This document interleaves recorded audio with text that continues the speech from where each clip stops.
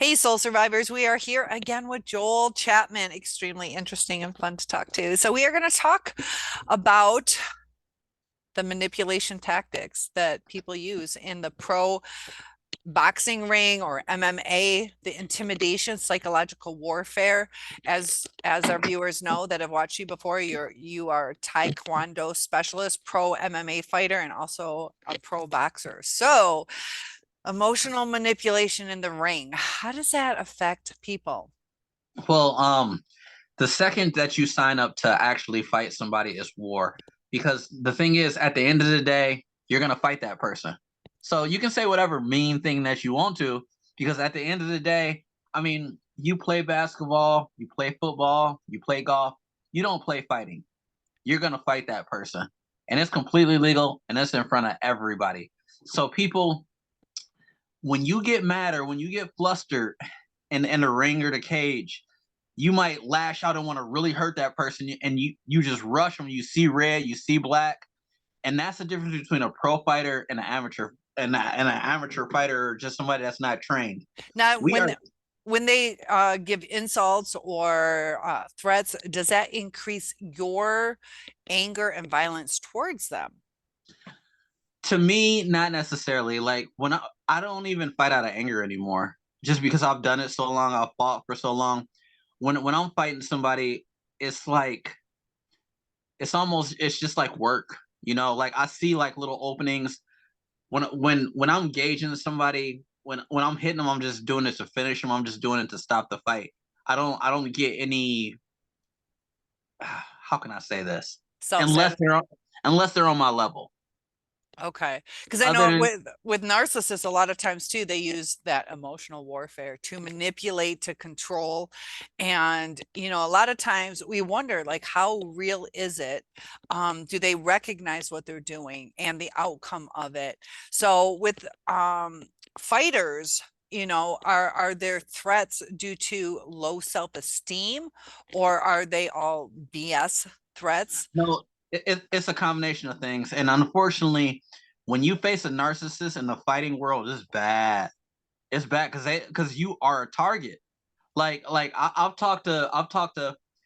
It's a very famous fighter who I interviewed. I'm not gonna say her name. I mean, super, super, very, very famous. Yeah, because you have a And podcast as well. yes, yes, yes, yes, I do. Thank you. The Chapman show.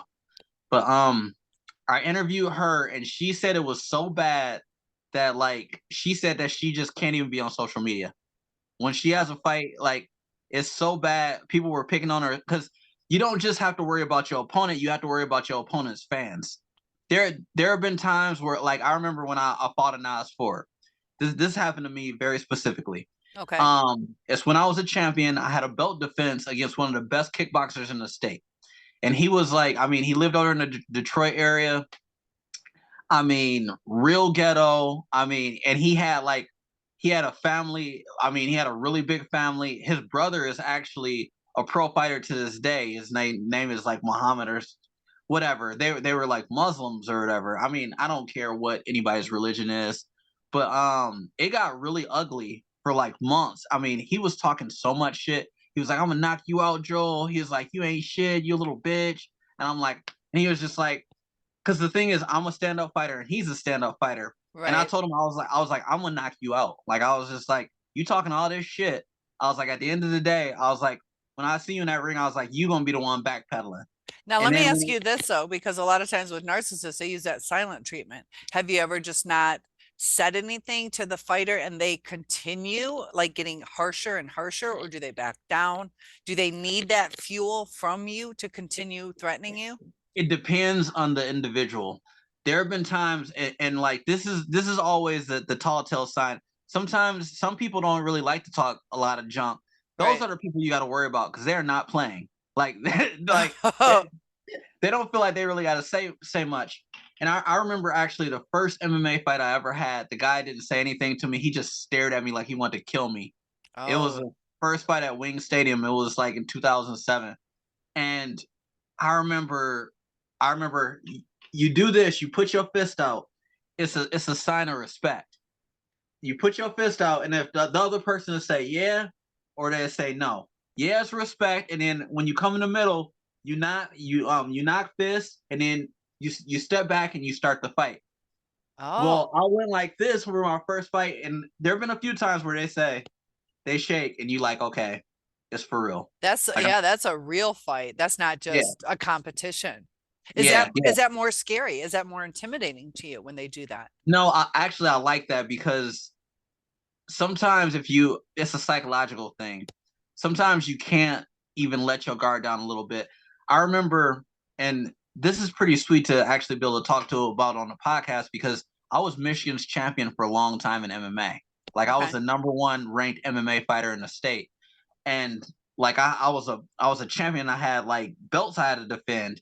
Well, at first I had a few fights where my fights were going to decision, and Okay. that means they were lasting the whole time. That means I wasn't finishing people. And then I remember talking to one of my coaches, and he was just like, Joel, he was like, your mindset is wrong. He was like, you're fighting to win. He's like, you got to fight to fuck these people up. Like, you want to end the fight, you want to knock them out, you want to submit them, you want to break something.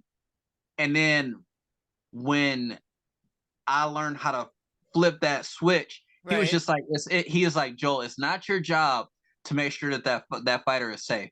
It's that referee's job. Yeah, because he's telling you to go full throttle as It opposed is. to It's just winning, because then that's going to put a limitation. I don't need to knock him out or brain damage him or whatever. I just need to do whatever.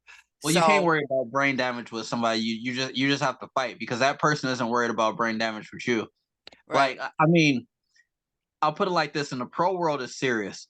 I remember when I was training down in New Mexico a while ago. Kevin Kroom, I say his name. It's my homie. He fought in the UFC for a while, and he's a superstar in bare knuckle right now. But I remember hanging out with him, and he was super stressed out because you get paid a certain amount to fight and a certain amount to win. Oh, So so yeah, you might get paid $1,000 to fight or $1,000 to win. So if you lose, you only get paid $1,000, and if you okay. win, you get paid 2,000. So I remember Kevin. He told me he was just like Joel. He was like, if I don't win this fight, I can't pay my rent. And Oh, he was like, I'm not gonna lose. Like he was serious. And I remember and I this was is a just fight like, against you? no, no, Oh, no, no, okay. no, no, no. I was Would you just ever fight training. a friend? Yeah, I fought. Actually, the person who I fought the most in competition was my cousin. Oh gosh. Yeah, we fought 8 times. I beat him 7 times. He beat me once. And every time we fought, we wouldn't talk for about a week. We just wouldn't talk. Did you ever take it personal? Uh, I mean, how could you not take it personal? I love my Yeah. cousin. The one time I lost, I was so pissed, but I beat him 7 times. And there was a time where I felt it was really weird. There was this one time where I felt like he beat me, but I felt like the judges I felt like they got it wrong. So I was just like I offered him my medal, and he's like, I don't want it. Oh Like, wow. yeah, See because that that shows some empathy and accountability too, where you're like, I don't feel like this is mine. A lot of times too, what's kind of crazy now in society is we're giving everybody trophies.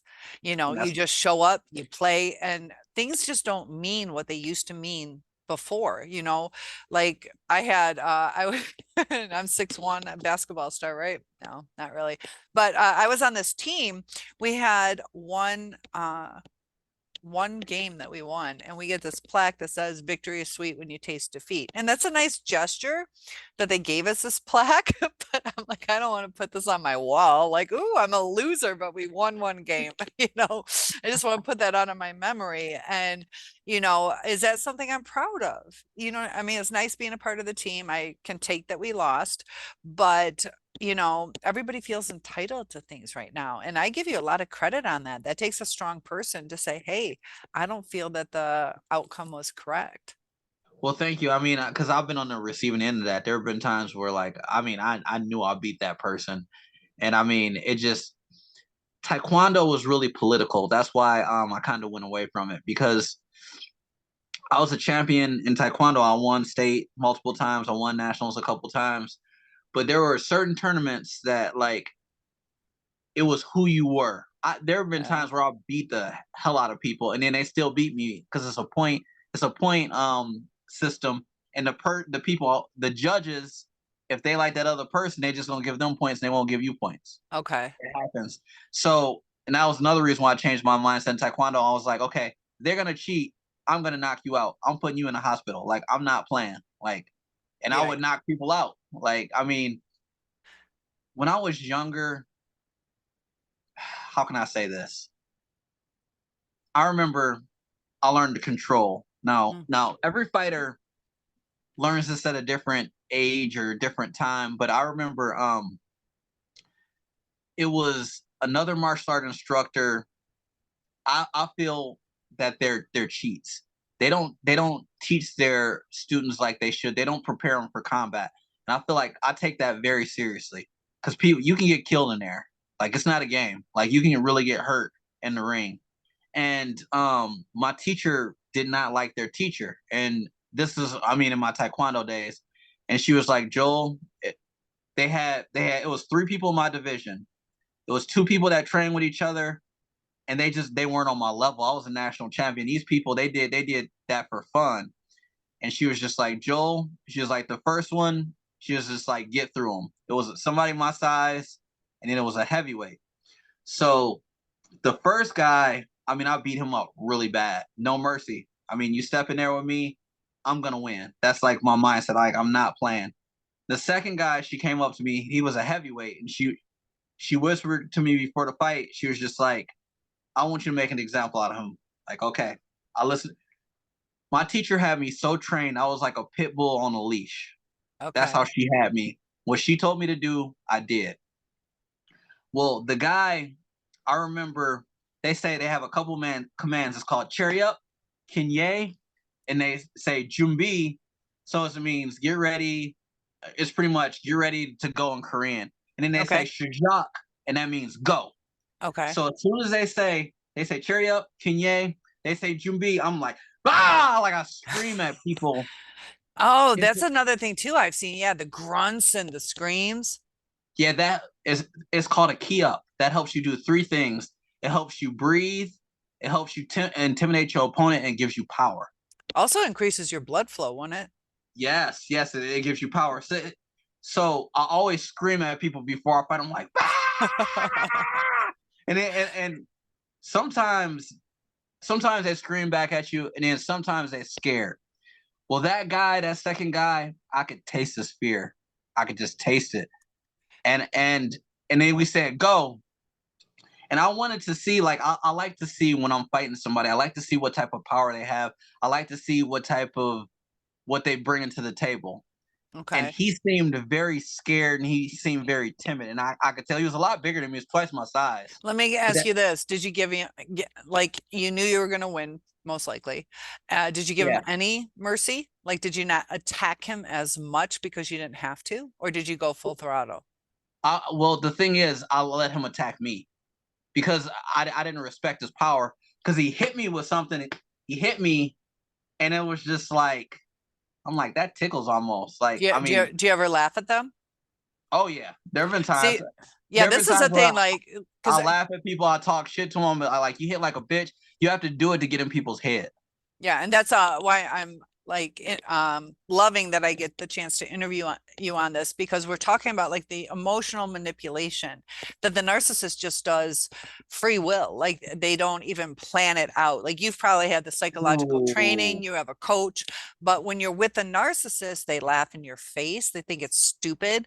So we start feeling that we're being overpowered and we're not a partner with this person. They laugh at us, they scream at us, the rage, the energy, and I know it's in the ring, it makes sense, and also you have to fake confidence. If you're scared of the person and you're like, all right, I'm ready, it's, you're done for, but when we try to stand up to our narcissist, it makes it worse.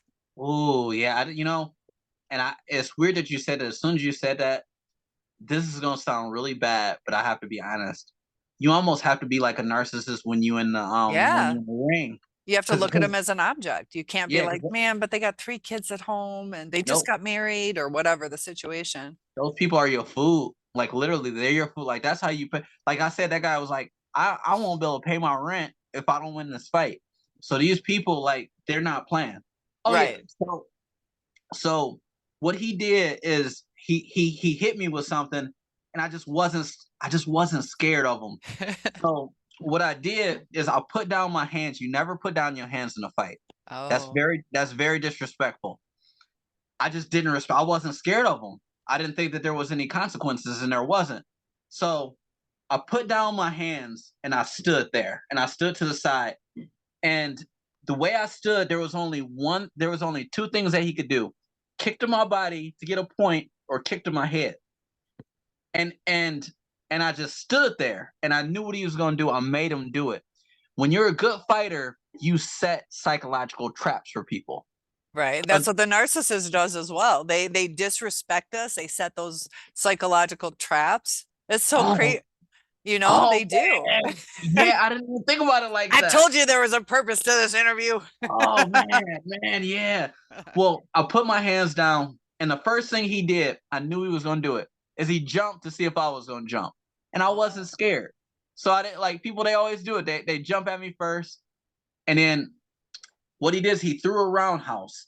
The counter to a roundhouse, and I learned this from my Olympic coach, Lynette Love, the counter to a roundhouse is a spinning hook kick. okay. So I waited for him to throw it, and as soon as he threw that, I spin as hard as I could, and I kicked him in his jaw.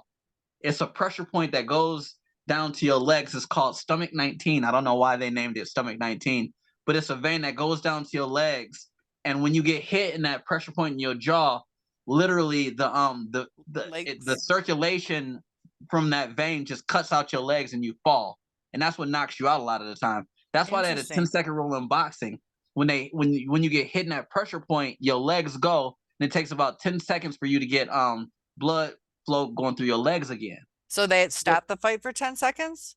no, Or that's you have about, to get up within 10 seconds? What's yeah, the when rule? you Okay. in boxing, and it takes about, that's why when you see people, you see them fall and you see them climbing on the ropes, that's because their legs are gone. They don't have that blood flow because they got hit in that pressure point. Wow. Yeah, when you hit somebody real hard, they're out. They're out cold. Like, Pass so out. yeah, so he threw that kick. I can break bricks with my heel, and I kicked him as hard as I could. Like, I limped. I kicked him so hard. I was limping for a week. I kicked him so hard in his jaw. And when I kicked him, I was nervous. I thought I killed him. I thought he Now, was dead. now what And what would happen if you did kill someone? How would you feel? Or have you ever seen we somebody we who signed we signed waivers. It is what it is. I've known people like Kleckler. He killed somebody in a bare knuckle fight. I've never interviewed him. I don't wouldn't even talk about it because the promotion would get really pissed off at me. But people kill people, but they don't. It doesn't happen often. Well, with that guy, after I knocked him out, I never forget the conversation I had with the coach. So she came up to me and she was just like, Joel, she was just like, you didn't have to do that. Mm, And I was like, well, if he could have did it to me, he would have. yeah. And she was like, just because you had the power to do something doesn't mean that you should always do it. So how do you feel about that statement? That stayed with me. I mean, I'm telling to you right now, it stayed with me. Now after that, like, I calmed it down a little bit. I mean, if I was at a local tournament, I wouldn't do somebody like that. Like, I would just win, and then I just kind of, I calmed down. See, that's one thing I like about you is you do like I know you deeper than just these interviews where you do seem to have quite a bit of empathy, even though you are a fighter. So you took her advice. You're like, yeah, I guess I don't need to go as hard. You also had the confidence, like you're right. I can rely on who I am. A lot of times with the narcissists, they don't rely on who they are. So they come at us with every tactic in the book and they don't self-reflect. They don't know even like you knew the strength of what you did. The narcissist doesn't understand the strength of the abuse. They just, whatever, I can do what I want. And if you had no feelings for do I have to go the extreme if I'm going to make do and still win? The narcissists, they don't get it in their head how much they're hurting people. And they give us those silent treatments, which is so dehumanizing and so hurtful. And when you have a relationship, you communicate. But the one thing I want to ask you is the people that you new, you've probably known some rookies on up because you've been a pro for a while. Um, have you seen as they get more and more successful that they become more entitled or more brash, or what kind of changes have you seen? And also in uh, emotional, whether or sexual relationships, do they want now more sexual as opposed to long-term relationships? Like what kind of changes have you seen as they climb up that self-esteem ladder, I guess? Oh, that's very interesting. I know a lot of fighters that actually are narcissists, and a lot of them end up on the news or end up in jail they end up beating women. Or I've seen MMA fighters kill women. Oh, I wow. mean, I've seen MMA female fighters beat men. I've seen it on the opposite end too. Like people don't Now talk when would about they that. kill the women? Is it over like cheating or not putting out, like Yeah, cheating. That cheating? that usually, yeah. It was just an MMA fighter, Phil Baroni, but he was a horrible human being. He was on steroids. I shouldn't. Well, fuck it. Actually, I don't care. What's he gonna do? He's in prison. Anyways, he's just a horrible human being from everybody I've talked to, and he murdered his girlfriend in Mexico. That's been big news lately. Oh, It's very rare. Most MMA fighters that I know are very calm, kind people do you because guys we use get is there are steroids rampant in boxing or no? bad at And MMA. that'll change people. That'll cause a lot of aggression and anger. Yes, yes, it's really bad. I remember when I was down in New Mexico, it's a guy, Derek Brunson. He was my roommate. He's a really famous fighter now. This is before he got super big, and he told me, he was like, Joel, he's like, almost everybody's on steroids. It got so bad that the UFC, they pay millions of dollars to USADA to actually watch that. Is so bad. But Wow. when it comes to relationships, I do notice a lot of fighters. I don't know. It just depends on the fighter. You Okay. know, usually when I go to events, fighters usually have very gorgeous women around them. They always have like arm candy, and I mean, they always usually seem happy. And some fighters you just never see with anybody, or you just see Okay. them with a different girl every time. It just depends on the individual. But younger fighters are usually more wild, and they Right. they usually have a lot of relationship issues. Even myself, I can speak from experience because it's hard when you have so many options. When girls have options their whole lives, they have Yeah. guys come at them like crazy, but you find out who men are when men have a whole bunch of like women come at them. You find out what type of guy that really is. And I think that MMA fighters, a lot of times they find out who they are because they do have so many women coming after them sometimes. Is Yeah. Because I know even like the Menendez brothers who were murdered their parents, different kinds of criminals. They get married while they're in jail, like never met the woman before, but it's just a name. It's a famous name. So people, it's crazy how they don't care who the person is or the things the person's capable of if they're famous, even Yeah, for bad things. that's true. And when it boils down to it is kind of weird though, because, and I always say this to people, I'm not a violent person, but I'm skilled at violence, if that makes. But the last part, but you're what with I violence? said I'm not a violent person, but I'm skilled at Oh, violence. skilled. Okay. Yeah. And Yeah, just like yeah, some police officers, you got your good and your bad, but there are some that they have to do certain things that they normally wouldn't do, but that's their job. So I understand this is your job.